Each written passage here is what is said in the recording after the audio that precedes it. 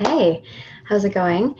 Today I'm filming a video all about what the first thing you should automate should be.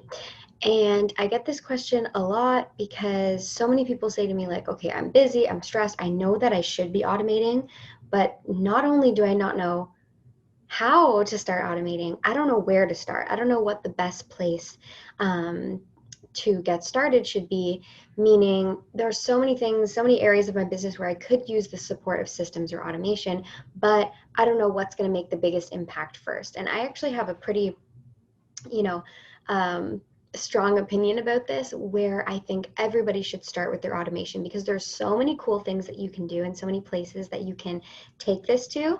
But in order to get a strong foundation and something that's actually going to, you know, move your business forward in a way that you're going to be getting new clients or new sales before you move on to these other parts of automation that also just bring back time and ease into your business. First thing we want to start with is, bringing you some hot leads, right?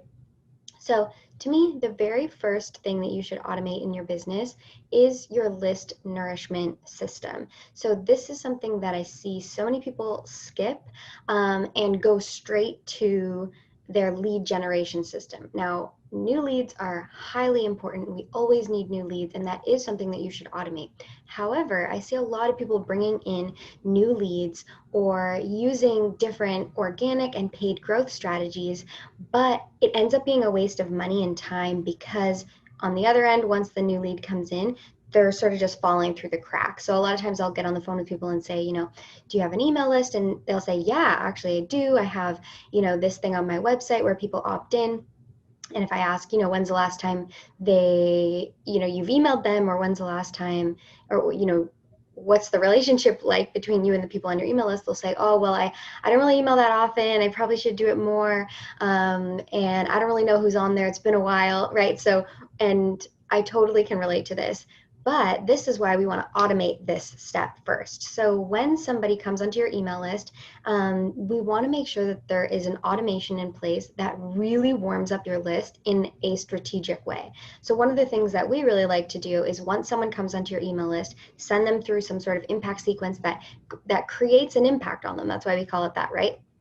You might have heard of it as like a nurture sequence or welcome sequence. All of those things mean the same thing. And what we like to do is send people through a series of different emails, some where we send them to, videos like this one maybe, or some where we send them to different blog posts or different webinars, but we try to use this automation as a way to almost like do the work for us. So often, like, of course, that's what automation is for, but I like to think of my impact sequence as kind of like having a couple other Alyssas personally reach out to people when they come into my community, right? So it's kind of, I always like to think of it like a party when, someone new comes in. Of course, you can't be there greeting every single person at the door as well as run, take care of the entire party. You might have to be in the kitchen, like making something or pouring someone a drink, but it's really nice when you have maybe a friend there who's welcoming new people and giving them the rundown, like, hey, by the way, put your coat over there, the bathroom's there, grab a drink, everybody's just kind of hanging out. Here's someone you might be interested in meeting, you guys might have a lot in common. You really want to have a nice host there, right? And so I like to think of my welcome sequence or impact sequence as a way to have me, reach out to every new person and welcome them into the community, but also give them the important information, right? So if I join somebody's community, there's a few things that I want to know right away. And I think a lot of us can relate to like kind of internet stalking, and you want to almost like do the stalking for the person, right? So sometimes when I find someone new, I'm like, ooh, they're really cool. I'm going to go look at them on Instagram. I'm going to go to their website. I'm going to see what, services they offer. Maybe I'll go and, read some of their blog posts, and maybe I'll download that one freebie they have. And you kind of like do this crash course on what this person is about, what their business is, what products they have, what might interest you, right? And so I like to kind of do that stalking for people because these are the pieces of information that all of us want to know. And it creates a strong relationship between you and that person who's joining your community. And so it might seem like, okay, this is just, welcoming someone into the party, but actually what this ends up doing is then that person stays at the party longer. Then that person is more likely to come to the next party. And then that person, point being, these new leads are so much more likely to buy and purchase from you and be interested in the relevant information that you're putting out and new webinars or whatever, if they've been through this welcoming and they've been through this sequence that really shows them your philosophy and provides them, you know, what we really want to do with the impact sequence is to guide people on, like, here's the next step for you that I think is best as the, owner of the house. Like, here's what I think, here's what else I think you might like. And, you kind of guide them around.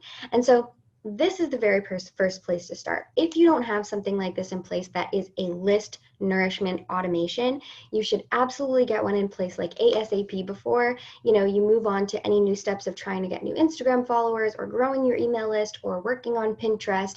These are all the sexy things that I think all of us want to work on, right? Like, I'm always like, ooh, how can I get in front of new people? And yes, this is so important. However, if you don't have that back end piece in place, it's kind of, it's not that it's a waste of time, but if you do have that back end thing in place, then you're going to have, double the results maybe, or it's going to be even better than just getting in front of new people. It's, hey, as soon as I do get in front of these new people, I know that I'm going to have this host welcome them into the party and all of that. So if you're wondering, where do I start first? Think about, how is my community being nourished the second they get in? And you can do this in a few different ways.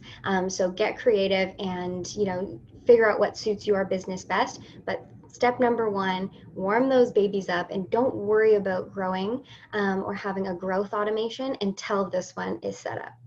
Cool. That's my, little TED talk. And I'll chat with you guys soon.